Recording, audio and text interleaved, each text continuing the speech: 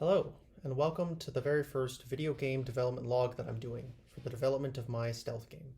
Stealth games are something that I've always had a lot of enjoyment with. It's something that I've always liked, and I've always been sort of fascinated with the range of different options they give you as a piece of as gameplay mechanics for you to solve your problems.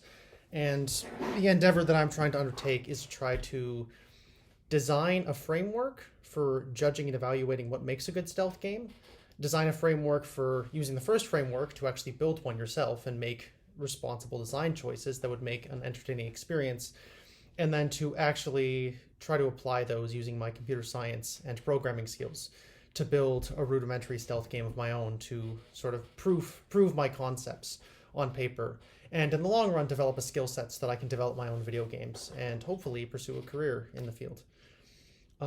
So before I dive headfirst into the sort of nuances of theory, I do want to propose a question or maybe a guiding story just to keep in the back of our heads before we move forward. So the story goes that you come home from work one day and in your neighbor's yard you see a puddle. And in that puddle there's a top hat, a carrot, two pieces of coal, and a broomstick. And you notice that the kids next door are really, really upset about that. They're disappointed that the puddle isn't what it was yesterday.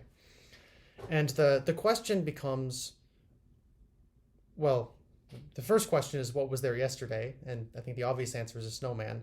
But the real question becomes, well, if all the same ingredients are there, what is so disappointing or upsetting about this puddle of stuff that wasn't disappointing yesterday? What's the difference? What's that sort of emergent property to think about? In these situations of what made yesterday's snowman so entertaining, but just this isn't quite making the cut. That's just something to keep in the back of our heads before we dive into the theory. So the theory that I have for game design is heavily drawing upon Jesse Schell's Art of Game Design, a book of lenses, which is the holy grail of game development these days. It's been the most consistent and fleshed out document that just breaks down every step and every possible lens that we should use to judge a game. And there's dozens of them throughout the book. It talks about the lens of time and how you should pace a game, the lens of chance, how much randomness or lack of randomness there should be in a game. It talks about the lens of interactivity and how you relate to other players, the lens of difficulty. It's about asking every single question, all 500 of them, in order to know whether or not a game is successfully accomplishing its task. So, as far as the simplest way that a game can be broken down using this framework and intuitively sort of merging it with my own framework is that a game is a combination of a few things. The first thing is a goal. Every game has a goal baked into it. In chess, it's to checkmate the king. In football, it's to get the football into the end zone. In soccer, it's to get the ball through the net. Every game has this. 24 questions is to find the answer of what the other person is thinking about. And the first rule of game design that every designer has to follow is that every element of the game should relate to that goal in some way or another. Everything from the player's choices, the player's abilities, the opponents, the obstacles, the spiders on the wall of your game need to somehow contribute or cause harm to that long-term goal in your game, whatever that might be. And the second element that you put there is, as I sort of already alluded to, is the obstacles to that goal. That the player can't just turn on the game and press a button to win. There's something standing in the way. This can be Goombas, like in the Mario Brothers game. This could be the sort of organic sense of mystery in a game like 24 Questions. Or it could be the enemy team in something like basketball or rugby. Something stopping you from achieving this. The third component is to give the players the tools they need, or rather the tools that they want, in a lot of cases, to solve that problem. And it's important that these tools aren't quite good enough to solve it using simple odds. They're not quite good enough. The player doesn't feel like they can just solve the problem instantly. It's something where, with a little more creativity and a little more grit, they could probably overcome this challenge. I'll use the game Mario as an example. What is Mario's goal? Save Princess Peach. Well, it's to move to the right in a game designer sense, but his goal is to save Princess Peach. Well, what's the obstacle to that goal? There are monsters littered all throughout this world. Okay, well, how does he overcome that obstacle? He overcomes that obstacle by obtaining the right power-ups and by jumping and using the right acrobatics to get around the monsters or knocking them out. Very simple game, very simple questions with good answers to them. The question then becomes about balancing that second and third question of what are the obstacles, what are the solutions to those obstacles, is about how you balance that in such a way that there's an emergent quality of fun, which is more complicated than it appears, because it's not just about the monsters are X difficult and Mario is X able to solve that. He's X strong as well. It's about having Mario be weak enough that out of the 100 outcomes of this gameplay, there's only really one where Mario wins. And the player's job is to make sure that that's the one that ends up coming out, that's the one that ends up playing out in the game. Mario on his own is actually fairly useless. He just stands there and then they walk up and crush him. Where the player comes in is in giving Mario the skills and the tools of creativity necessary to know what combination of choices he can make in order to overcome the level. Now, this magic here, that's where the fun comes from, which sort of goes into the real question of sort of undermining what was said earlier, which is, well, what's the real goal of a game? I don't think many Mario players play Super Mario Brothers because they're necessarily sympathetic to the plight of the pixelated princess being kidnapped by Bowser, or tic-tac-toe players don't play tic-tac-toe because they have some fascination with seeing a row of 3 X's or a row of 3 O's. No, none of us go to a bowling alley because we would like to see pins knocked over. There's another reason that actually we play these games, and it's actually in that journey itself. The goal is almost just a necessary target in order to contextualize that journey and give some sort of justification to it, which is an interesting paradox to think about before we delve too deep into the technicalities of game development, because it shows we need to remember what the real aim of a game is and how the stated aim that we talked about earlier relates to that. Because otherwise your game will end up putting the cart before the horse, so to speak. A good sort of, I guess, analogy that we could sort of bring this to would be something like at a gym, weights aren't like the goal of going to the gym might be to lift weights, but really moving a piece of metal up just to put it back down isn't a task that has any value in it. What's valuable is the struggle to actually bring that weight there. It goes back to an old Friedrich Nietzsche quote. Sometimes the value in a task lies not in what one gains by having it, but in what one pays for in attaining it. That it's actually the struggle to accomplish whatever the goal of the game is. That's actually where the fun is. So with that sort of being established, that every game has a goal, obstacles to that goal and solutions that the player needs to find to overcome that obstacle, and that really the reason people play these games isn't to accomplish that, but it's actually to find those solutions itself. It's that experience they're looking for. Now we can begin to really delve into what makes a good stealth game.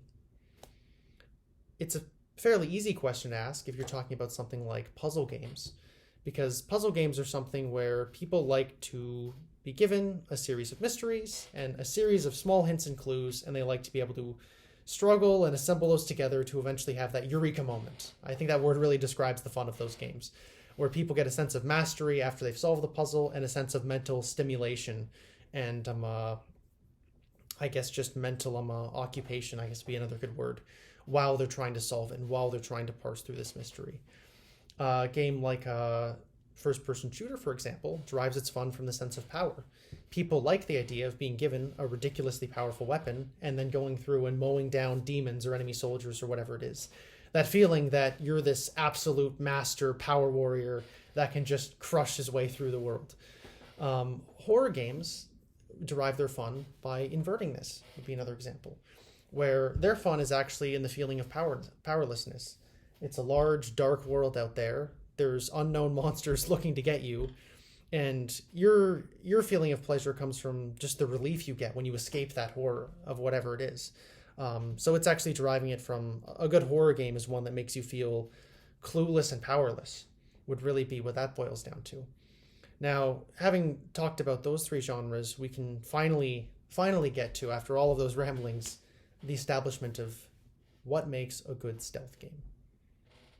A good stealth game is the combination of all three of those. It's a game that has puzzle solving, the ability for players to discern between which tools are useful in what situations and which ones aren't, so that they can slowly piece together a strategy that could weave their way through the barrage of enemy guards. It has the feeling of power, of being the sort of boogeyman, the monster of the night, that you're hiding in the shadows and everyone else on the level is afraid, desperately searching for you, but afraid of what they might find. And it also has that sense of fear that when you're at your most powerful, you're also at your most vulnerable. Sure, the enemy guards might be terrified that there's an assassin hiding in the shadows, but all it takes is for you to get seen once, and then you've lost. It's the end of it. As much as spies and assassins are feared, they're also in mortal danger all the time. So these games kind of have a gambler's pleasure to them, where the higher your chance at being powerful and being unstoppable is also the higher your chance of being vulnerable as the further you go behind enemy lines. I think that the really good games that I've enjoyed in my life have captured this perfectly when they manage to emphasize both of these angles. The game that comes to mind right off the bat is Metal Gear Solid 5, The Phantom Pain, which came out in 2015. It was critically acclaimed. Some say that it was the highest quality game in the entire Metal Gear Solid series. And part of the reason for that is that, well, I'll provide some context to what that is. Metal Gear Solid 5 is a military game. You're in Afghanistan during the 1980s, and you're infiltrating and assassinating Soviet military officials. So a lot of it's crawling through the desert, trying to evade searchlights, as there are Soviet and Russian soldiers marching around looking for you. And your job is to use the gadgets and guns at your disposal to get in and either steal some kind of tactically important information or assassinate a general, or sometimes just to escape prison. And now with that sort of, I guess, bit of context given, the reason I think that this game becomes such an enjoyable experience and so many people were able to have it as their favorite game or as their game that really got them into gaming was because it was able to emphasize the power of being this stealthy warrior. As you're approaching one of these enemy outposts, all of the guards some of the guards would usually be talking about, do you think this guy is real? And then the other guy would say, no, there's no such thing as the legend, the boss. He's just an old myth that the Americans made up to scare us. Or you'd have other guys talking about how no one can penetrate this base. It's got perfect security. There's no way to get through it. And then, of course, as you do get through it, and they start to take notice that some of their soldiers are missing, you start to hear them worry over the radio as they hold up and they say, we need backup right now. Like, has anyone seen where Bronze is? And that moment of sort of smug power as you get to be this boogeyman, this vampire of the night of sorts, is really where that game shines, in that you're tuned into their radio and you can hear them slowly lose control of their own territory.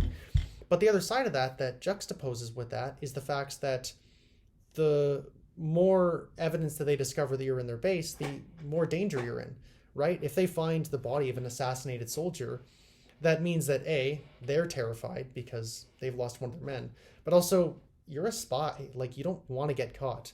They're closer to finding you and then ending your game, ending your fun. And I think it's that magic, that silver lining on the twilight of power and danger, that games like that really start to shine. So with that out of the way, establishing what stealth games do right, I think the other thing to dive into is what stealth games don't do very well. Like, why do game critics lambast them? Why do people avoid them? If you ask someone, why don't you like this game? And they say, oh, it's a stealth game. What's going through their mind? As much as, 10 or 7 of the 10 games that have come out for the PlayStation, the best-selling games, are stealth games, a lot of those games were still criticized for having that large stealth component. A big example would be Spider-Man on the PS4, which adapted the titular comic book character onto not the silver screen, but we'll call it the gaming screen, for the first time in a while. And as much as the game was beloved, it was also criticizing that the stealth portions of the game where you had to sneak around were boring and dry and unexciting. Another game, my favorite game, the game Ghost of Tsushima, which is about a samurai defending Japan from a Mongol invasion. As much as I love it, I was among the disappointed people who said the same thing, that the stealth portion was largely boring and somewhat empty and repetitive. So before we can start to establish just, why stealth games are fun, we also need to establish, why aren't they fun? What isn't a good or successful stealth game? And what I've boiled it down to is, at its core, when these kinds of games don't give players the freedom to explore and create their own solutions to problems, they begin to feel really, really dry. A lot of these games rely on there's a guard who's facing on your path, and you can't cross him until eventually he either turns around or walks away. It's a waiting game. And if it didn't sound fun the first time, it's because it's not. And it's not going to be any more fun the 17th time that you're doing this in your game of there's someone there, they're going to see me if I walk out now, wait for them to walk away, now I can sneak past. Rinse and repeat. Which is where you kind of get into returning to that snowman story that I told earlier. I think the magic of stealth games comes from what Jesse Schell called the lens of emergence, which is the fact that the underlying components of your game need to amount to something much, much more mysterious and much, much greater and more complex than what they would be on their own. And the example given in the book is a fairly straightforward one, which is that rather than your game just having a monster that can be shot at or having a chandelier that can be knocked down, you want a game where you can shoot the chandelier above the monster so it'll fall and crush it. That kind of multiplicative, the gun, the monster, and the chandelier allow for a new kind of gameplay that one or even two of them couldn't quite have on their own. And that's kind of the magic of where gamers feel their sense of enjoyment and their sense of mastery that drives them to the game after beating a level. That idea that there were 10 tools on the table, and those 10 tools could be used to achieve 10,000 outcomes, and they chose the 20 of the 1,000 where you could have won, where there isn't just one solution, but there's a small number of solutions depending on the number of outcomes where you lose, and you were able to creatively maybe invent a strategy that no one else had thought of before. And that's kind of the core of what I think a lot of stealth games miss today. They have a linear path where there's one way to get forward. They have guards or enemies that always do the same thing every time. There's no element of randomness or chance. It's just about sort of remembering the instructions and just carrying them out in the real world. And I think relying on Jesse Schell's framework of emergence is a good solution to that. The other lens brought up in the book is the lens of time, which is really, really important. And I'm just going to read briefly some of the questions from this that I think every game developer should focus on, but for whatever reason, stealth developers haven't been. What is it that determines the length of my gameplay activities? Are my players frustrated because the game ends too early? How can I change that? Are my players bored because the game goes on too long? How can I change that? Would clocks or races make my gameplay more exciting? We're going to come back to that in a sec. And time limits irritate players. Would I be better off without them? So those are very relevant questions in a stealth game. You need to make sure that it moves fast. It's not just a boring game of hide and seek of someone wandering around over there while you sit in the grass and wait for them to walk away. I think the key to this in my game that I'm going to try to adapt will be that no hiding spot is safe for more than 60 seconds. You cannot stay in the same place for too long. You'll be driven out. The guards are on the move. They're not just standing still. This goes into what basically like the book describes as the state machine. That you can't just be constantly revealing new information to your players. You need old information to become outdated so that people always feel like they're on their toes. They're always making decisions. And as they try to move forward, the ground behind them is falling out. And that, I think, is where the magic brings back that thrill to a stealth game. That feeling that there's fear to be had, not boredom. And I think that's really the core of what could address, I guess, the issues that make these games not fun and how to drive them into the games that we know and love to be some of the most successful of all time.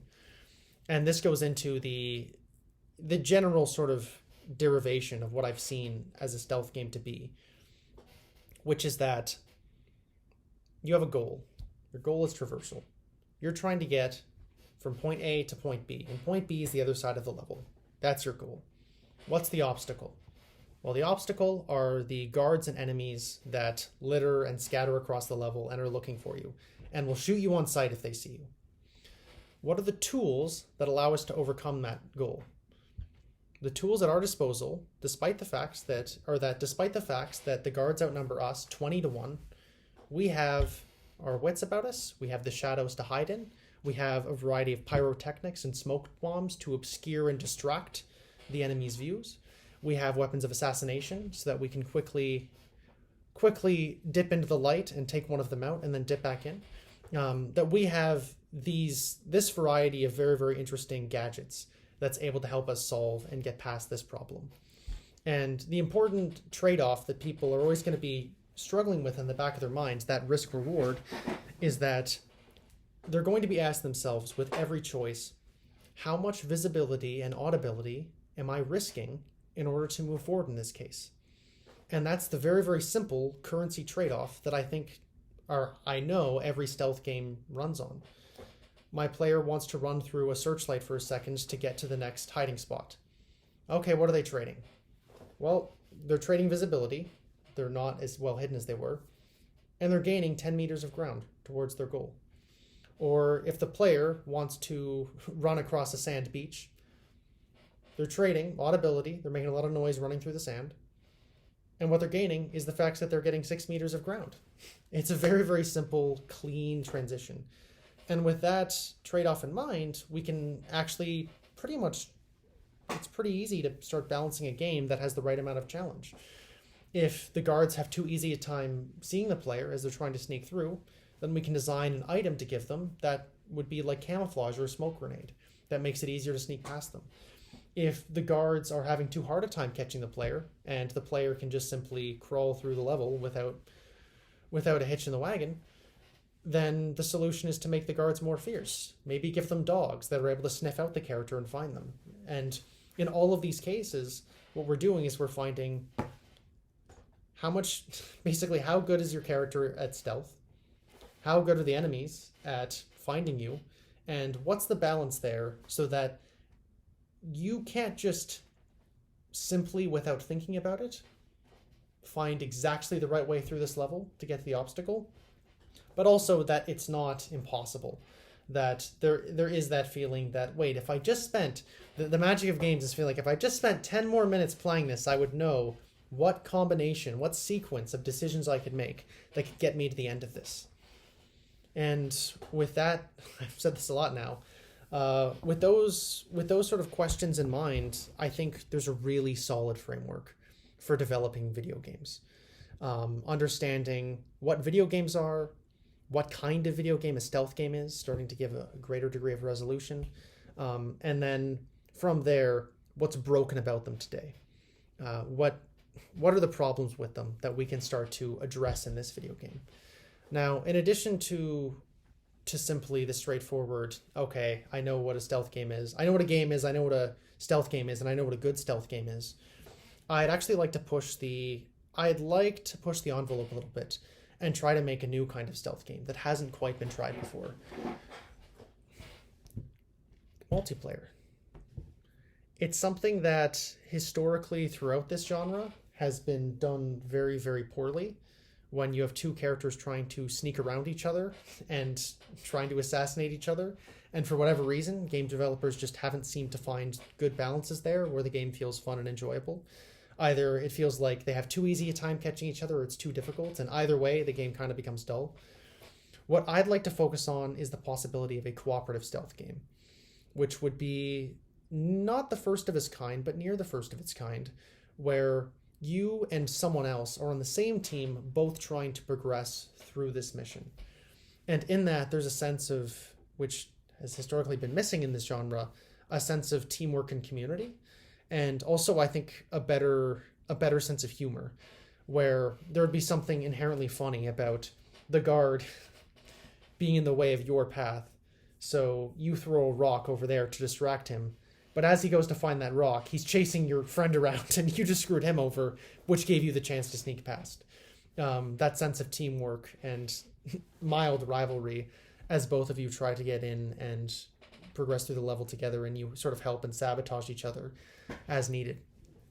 I think that would be a really fun, unique experience. And as someone who's played cooperative games myself, or just multiplayer games in general, there's definitely a really good sense of fun to be had when you're not just tackling a puzzle, but you're tackling a puzzle and you're either struggling or conquering it with someone else.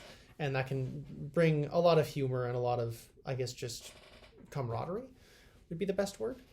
So if possible, once I've built the basic framework of a single player stealth game, I'd actually like to integrate a second player to try to accompany them.